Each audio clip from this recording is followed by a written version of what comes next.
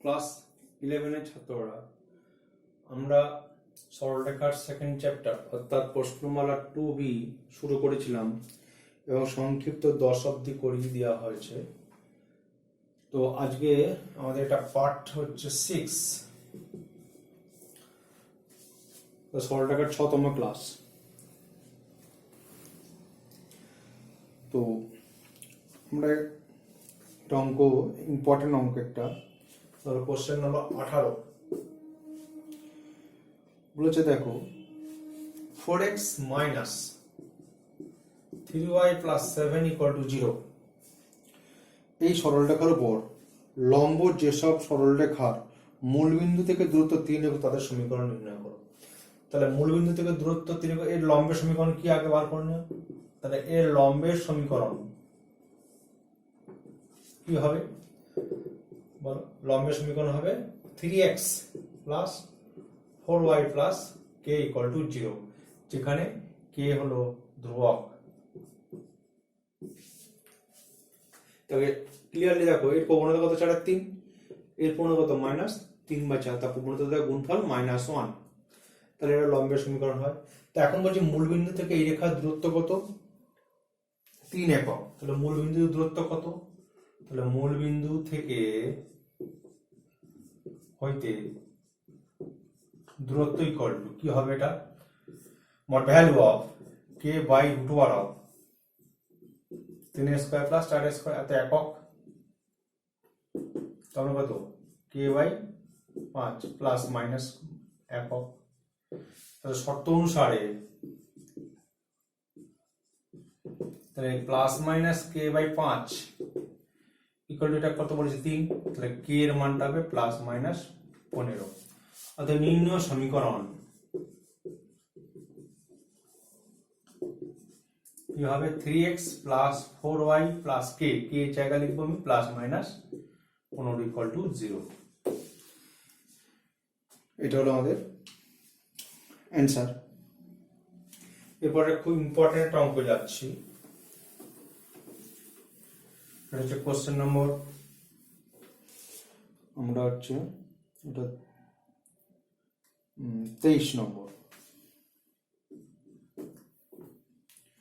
যে একটা আলোক রশ্মি 1-2 বিন্দু থেকে এসে x অক্ষের উপর অবস্থিত এই বিন্দুতে প্রতিফলিত হওয়ার পর 5-3 বিন্দুগামী হয়, এই বিন্দু স্থানাঙ্ক নির্ণয় করো। তো ভালো করে লক্ষ্য রাখো, একটা আলোক রশ্মি মানে আমি আগে x অ্যাক্সিস বা এটা x অক্ষ, এটা আমাদের y অক্ষ, ওটা ধরে নিলাম। 1-2 বিন্দু থেকে এসছে, এখানে ধরো 1-2 বিন্দু আছে, এখান থেকে এলো আলোক রশ্মি, এটা হচ্ছে 1-2 বিন্দু এসে x অক্ষের উপর অবস্থিত এই বিন্দু প্রতিফলিত, x অক্ষের উপর অবস্থিত এই বিন্দু থেকে প্রতিফলিত হচ্ছে, মানে এইভাবে আসছে, এইভাবে প্রতিফলিত হচ্ছে। দিয়ে প্রতিফলিত হওয়ার সময় বলছে হওয়ার পর 5-3 বিন্দুগামী যায়। তাহলে এখানে কোনো বিন্দু আছে 5-3 বিন্দু, এটা বি নাম দিই, এটা না হয় সি নাম দিই। বলছে এ বিন্দুর স্থানাঙ্ক নির্ণয় করো। তাহলে ধরি এ বিন্দুর স্থানাঙ্ক আলফা কমা 0, কারণ x অক্ষের উপরে আছে, তো তাহলে কোটিটা 0 হবে। তাহলে এখানে দেখো এই রেখার প্রবণতা, অর্থাৎ আমাদের যে এখানে কি এই কোণটা কি হয়, ইকুয়াল হয়, আর এই অ্যাঙ্গেলটা কত হবে, টোটালটা হচ্ছে 180। তাহলে এই প্রবণতা কত, tan থিটা। তো এটাও থিটা আমাদের, এটাও থিটা।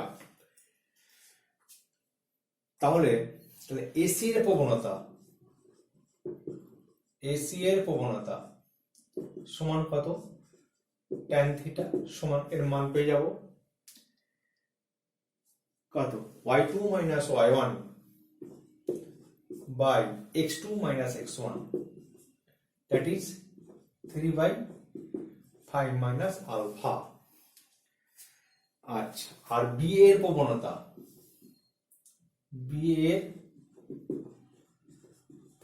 এটা হচ্ছে প্রতিফলিত রশ্মির প্রবণতা, এটা আপাত রশ্মির প্রবণতা কত, tan 180 মাইনাস থিটা, অর্থাৎ এই অ্যাঙ্গেলটা, অর্থাৎ BAX, সেটা কত হবে 2 - 0/5 1 minus alpha equal to 2 by 1 minus alpha। তাহলে দেখো tan 180 minus theta মানে minus tan theta, তো therefore minus tan theta equal to 2 by 1 minus alpha। তাহলে tan theta মান জানা আছে আমাদের, তাহলে minus tan theta ভ্যালু কত হবে 3 by minus tan theta, tan theta মানে যেটা, তাহলে minus tan theta মানে alpha minus 5 equal to 2 by 1 minus alpha। তো ক্রস মাল্টিপ্লিকেশন করলে 2 alpha minus 10 equal to হবে 3 minus 3 alpha, 3 alpha যোগ হলো 5 alpha 13, তাহলে আলফার মানটা হবে 13 বাই 5। তাহলে এই বিন্দু স্থানাঙ্কটা হয়ে গেল কত 13 বাই 5, 0। এটা অ্যান্সার। খুব ইম্পর্টেন্ট অঙ্ক এটা।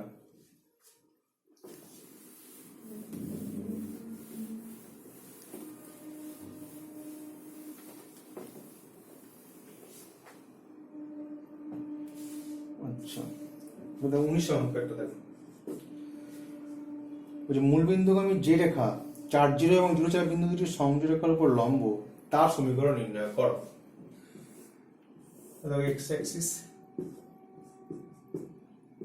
এটা y অ্যাক্সিস, 4 0 আর 0 4 এবং একটা বিন্দু হলো 4 0, এটা হলো 0 4 বিন্দুর নাম দিয়ে দিয়ে গেল a, এটা b। তো 4 0 এবং 0 4 বিন্দু দুটির সংযোগ সরলের উপর লম্ব তার সমীকরণ নির্ণয় করো মূল বিন্দুগামী। আচ্ছা মূল বিন্দুগামী মানে এটা 90 ডিগ্রি, তাহলে এটা মূল বিন্দুগামী, নাম দিটা ওসি। তা দেখো এখানে এবি এর প্রবণতা কত y2 minus y1 by x2 minus x1 equal to কত -1। তাহলে এর লম্বের প্রবণতা কত, ওসি এর প্রবণতা কত হবে, ওসি এর প্রবণতা কত 1।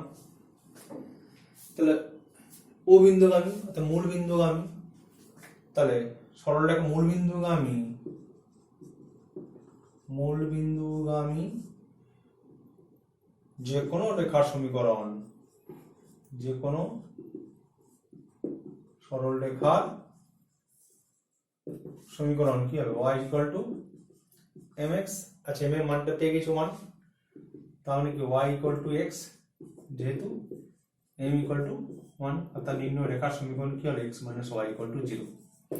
তো ওসি রেখার সমীকরণ হলো x minus y equal to 0। এবার বলছি দেখো দেখাও যে সরল রেখাটি সাপেক্ষে 0 4 বিন্দুটির প্রতিবিম্ব 4 0।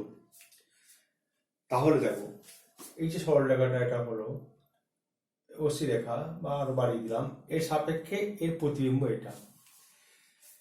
তাহলে প্রতিবিম্ব হতে গেলে আমাদের কি ধর্ম, যে এইটার উপরটা লম্ব হতে হবে, আর কি হতে হবে এই সিটা হবে কি এবি এর মধ্যবিন্দু। তাহলে এবার ছেদ বিন্দু স্থানাঙ্ক বার করি, কার সাথে কার, এটা ছিল আমাদের এবি রেখার সমীকরণ কি ছিল আগে দেখে নিই। তাহলে এবি এর সমীকরণ, এবি এর সমীকরণ কি x by 4 plus y by 4 equal to 1, that is x plus y equal to 4। তাহলে এবি আর ওসি রেখার সমাধান করি। ওসি রেখার সমীকরণ কি x minus y0 এবং y equal to x, তাহলে x plus x equal to 4, তাহলে x এর ভ্যালু 2, তাহলে y এর ভ্যালু 2, তাহলে সি বিন্দু স্থানাঙ্ক হলো 2 2। তাহলে এখন দেখো সি বিন্দুটা এ আর বি এর মধ্যবিন্দু যদি হয় তাহলে আমরা বলতে পারবো সিটা কি সি বিন্দুটা যদি এ বি এর মধ্যবিন্দু হয় তাহলে কি অবশ্যই এখানে কি করছে এর প্রতিবিম্ব হবে বি, বা এদের সাপেক্ষে ওসি সাপেক্ষে প্রতিবিম্ব এর প্রতিবিম্ব হবে বি, বা বি এর প্রতিবিম্ব হবে এ। তাহলে এখন দেখো সি বিন্দু স্থানাঙ্কটা কত হওয়া উচিত, মধ্যবিন্দু যদি হতে হয় 0 plus 4 by 2 আর কি হবে 4 plus 0 by 2, that is 2 2। তাহলে চেক হয়ে গেল এটা সেটা কি এবি এর মধ্যবিন্দু। তাহলে ওসি সাপেক্ষে এর প্রতিবিম্ব হচ্ছে বি, প্রমাণিত।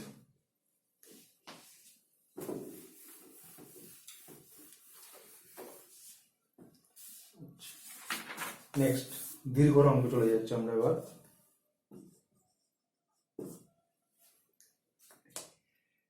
দীর্ঘ খুব ইম্পর্টেন্ট অঙ্ক, কোশ্চেন নাম্বার 7।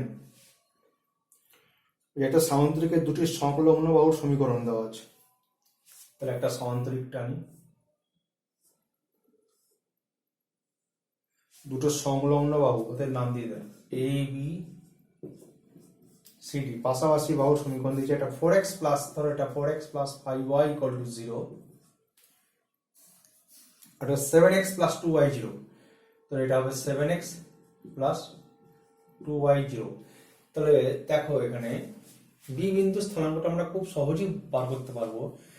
তো মূল বিন্দুগামী রেখার সমীকরণ কি y ইকুয়াল টু mx, ধরো এটা তাহলে নিশ্চয়ই মূল বিন্দু হতে হয়, কারণ হচ্ছে বিসি বিন্দুর সমীকরণ, বিসি রেখার সমীকরণ কি y সমান -4/5x, আবার বি এর রেখার সমীকরণ কত y সমান -7/2x, তাহলে বিটা নিশ্চয়ই মূল বিন্দু হতে হবে। তাহলে বি বিন্দু স্থানাঙ্ক আমাদের 0,0।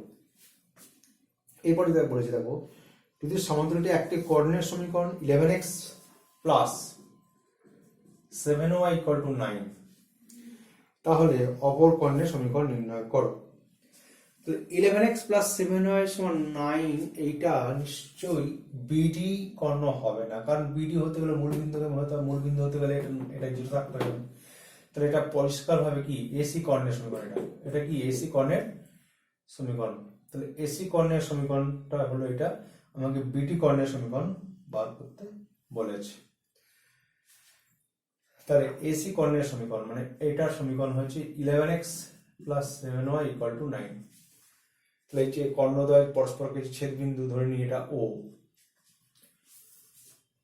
তাহলে আমরা এক কাজ করতে পারি যে এসি আর এ বি এর ছেদ বিন্দু এ তো সমাধান করব, এটার সাথে এটা সমাধান, এটার সাথে এটা সমাধান। তাহলে এ আর সি বিন্দু পেয়ে যাব, এ আর সি বিন্দু পেয়ে গেলে ওটা মধ্যবিন্দু, ও বিন্দু পেয়ে যাব, ও বিন্দু পেলে কি বিডি রেখার সমীকরণ আমরা পেয়ে যাব। আমাদের জাস্ট এটা একটা সমাধান করতে হবে। দেখে 5 দিয়ে গুণ করো, তাহলে কত হচ্ছে 55x প্লাস 5 সাথে 35y, 5 9 35 কে 7 দিয়ে গুণ করে দিই, 7 4 28x 7 5 35y ইকুয়াল টু 0। এবার জাস্ট বিয়োগ, কেটে গেল 28 সাথে 15, তাহলে 1 2 3 27x equal to -45।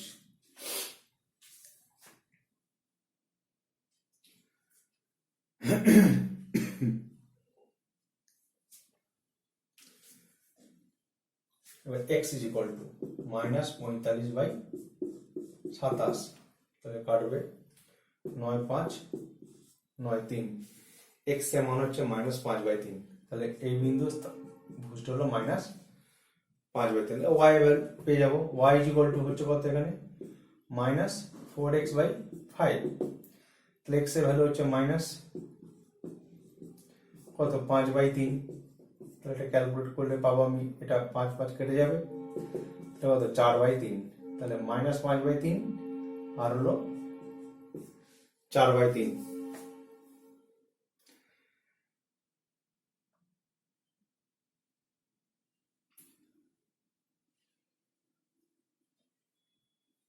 (4x plus 5y), তো y is equal to -4x/5,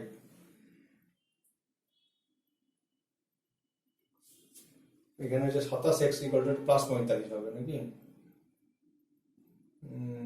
plus 45, x এর ভ্যালু হবে 5/3, x এর ভ্যালু 5/3, x এর ভ্যালু যদি 5/3 হয় তাহলে y এর ভ্যালু হবে কত -4/3, y এর ভ্যালু হচ্ছে -4/3। হ্যাঁ 55/3 -28/3, 55 -27/3 নয়, ঠিক আছে। তো সি বিন্দু স্থানাঙ্ক হলো এখানে আমাদের 5/3, -4/3। এরপরে আমরা এটা সমাধান করব। এখান থেকে দেখো y এর ভ্যালু কত -7x/2, এখানে বসিয়ে দাও, তাহলে 11x প্লাস 7y, 7y মানে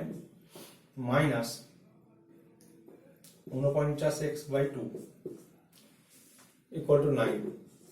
তাহলে 2 দিয়ে যদি গুণ করি 22x মাইনাস 49 2 9 18, তাহলে মাইনাস 27x ইকুয়াল টু হচ্ছে 18। তাহলে x এর ভ্যালু হচ্ছে মাইনাস 2/3। তাহলে এই বিন্দু স্থানাঙ্ক হলো মাইনাস 2/3, মাইনাস 2/3 বুঝটা। তাহলে y কত হবে? তাহলে মাইনাস 7/2 ইন্টু এক্স, এটা হচ্ছে মাইনাস 2/3, তাহলে হলো 7/3, মাইনাস 2/3 আর 7/3, এটা হলো এই বিন্দু স্থানাঙ্ক। তাহলে আমাদের কি পাবে? এবার ও বিন্দু স্থানাঙ্ক পেয়ে যাব।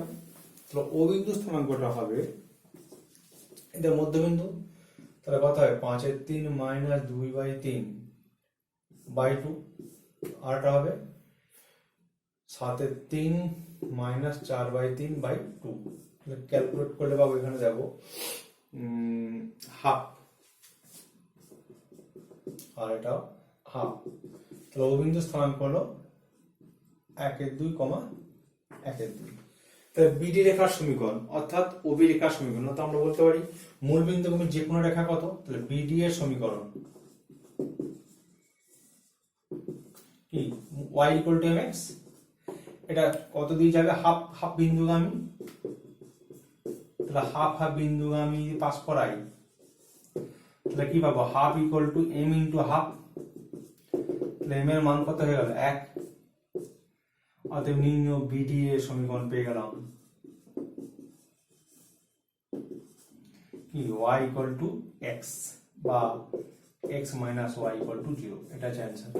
আমরা দুই বিন্দু আকারে করতে পারতাম 0 0 আর half half, y minus y1 equal to y2 minus y1 by x2 minus x1 into x minus x1, ওই ফর্মুলা দিয়েও করতে পারতাম। তো এই ছবিটা খুব ইম্পর্টেন্ট, মানে আমাদের জানতে হবে সংলগ্ন বাহু এই দুটো হলে এটা মূলবিন্দু হবে, আর এই কর্ণটা নিশ্চয়ই মূলবিন্দুগামী নয়, তাহলে এসি কর্ণটা যে ওটা সমীকরণ, তো আমাকে মূলবিন্দুগামী যে কর্ণ সেটা বার করতে বলা হয়েছে, এটা আমাদের বুঝতে হবে।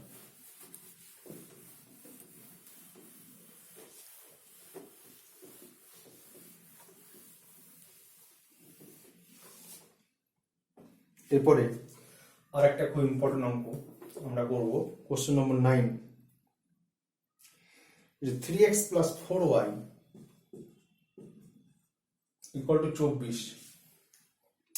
এই সরলরেখাটি y অক্ষকে a বিন্দুতে এবং x অক্ষকে b বিন্দুতে ছেদ করে, সেইটা আমরা প্রকাশ করে নিই। তাহলে x by 8 y by 6 equal to 1। তাহলে x অক্ষকে কোথায় ছেদ করছে? 8 0, এটা x অক্ষ আমাদের, এটা আমাদের হলো y ও y ড্যাশ। x অক্ষকে 8 0 বিন্দুতে ছেদ করেছে, আর y অক্ষকে 0 6, তাহলে এটা হলো 0 6 বিন্দুতে ছেদ করেছে। তাহলে x অক্ষকে ছেদ বিন্দু স্থানাঙ্ক বলে দিয়েছে ওরা b, আর y অক্ষকে ছেদ বিন্দু স্থানাঙ্ক হচ্ছে a। এবার বলেছে 0 -1 বিন্দুগামী ও x অক্ষের সমান্তরাল সরলরেখা কি? তো 0 -1 বিন্দু মানে এখানে কোথায় 0 -1 বিন্দু আছে, আর এই বিন্দুগামী x অক্ষের সমান্তরাল সরলরেখা কি? তো এই রেখার সমীকরণ এটা আমাদের এবিটা। কি বলেছে? এবি এর লম্ব সমদ্বিখণ্ডক সি বিন্দু ছেদ করতে। তাহলে এবি এর লম্ব সমদ্বিখণ্ডক, তাহলে এবি এর লম্ব সমদ্বিখণ্ডক মানে এবি এর মধ্যবিন্দু ধরে নিই কিছু একটা, এটা আমরা ডি ধরি। তাহলে ডি বিন্দু স্থানাঙ্ক কত হবে? কি তো 8 প্লাস 0/2 আর 6 প্লাস 0/2, তাহলে হবে কত? 4 3। তাহলে এটা হবে ডি বিন্দু স্থানাঙ্ক হলো 4 3। তাহলে লম্ব সমদ্বিখণ্ডক হয়েছে। তাহলে লম্ব সমদ্বিখণ্ডক এটা 90 ডিগ্রি আর কি।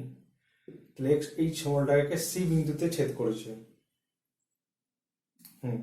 প্রমাণ করতে হবে এসি বি 90 ডিগ্রি। তাহলে এসি বি অর্থাৎ এসি যোগ করি আর সিবি যোগ করি, এই কোণটা আমাকে দেখাতে হবে 90 ডিগ্রি, এই কোণটা প্রমাণ করতে হবে A C B equal to 90 degree, এটা আমাদের প্রমাণ করতে হবে। এখন দেখো সি বিন্দু স্থানাঙ্কটা ধরে নি আলফা কমা মাইনাস ওয়ান, কারণ এটা কি 0-1 বিন্দুগামী এবং এক্স অক্ষের সমান্তরাল, তার সর্বত্রিক কোটিটা -1 হবে। ধরি সি বিন্দু স্থানাঙ্ক হলো আলফা মাইনাস ওয়ান, ধরি সি আলফা -1। তাহলে এবার দেখো এই রেখাটার লম্ব সমীকরণ কোনটা? সিডি। তাহলে সিডি এর সমীকরণ কি হবে? সিডি এর সমীকরণ হওয়া উচিত 4x - 3y = k। তাহলে এর পূর্ণতা -3/4, এর পূর্ণতা 4/3, তো গুণফলটা হচ্ছে 1। তাহলে এটা পাস করছে কত দিয়ে? 4-3। তাহলে ইহা 4-3 বিন্দুগামী, তাহলে আমি k মানটা পেয়ে যাব। তো 4-3 বসালে 16 - 3-3 = 9 = k। তাহলে k এর মান কত হলো? 7। তাহলে সিডি এর সমীকরণ পেয়ে গেলাম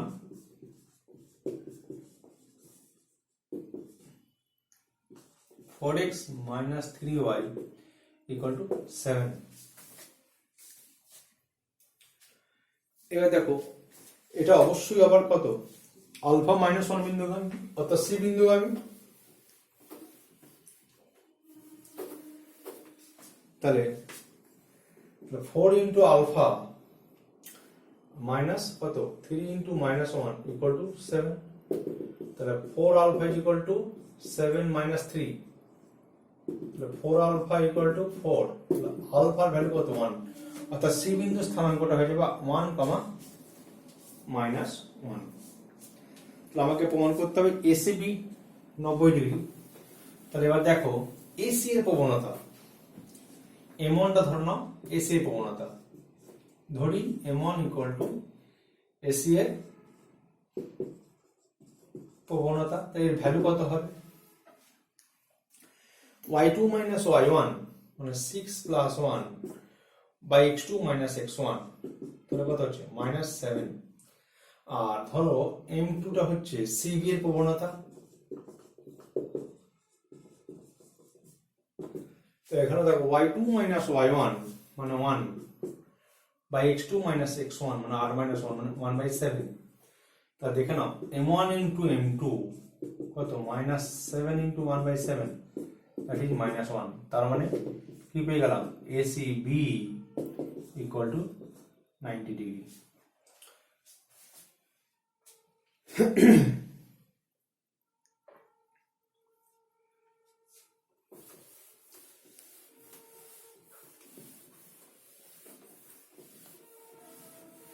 আজকে আমাদের এই পর্যন্ত থাক, এরপর আর একটা ক্লাস নিয়ে এটা আমাদের শেষ হয়ে যাবে, পলিটিক্যাল সেকেন্ড চ্যাপ্টার। ঠিক আছে।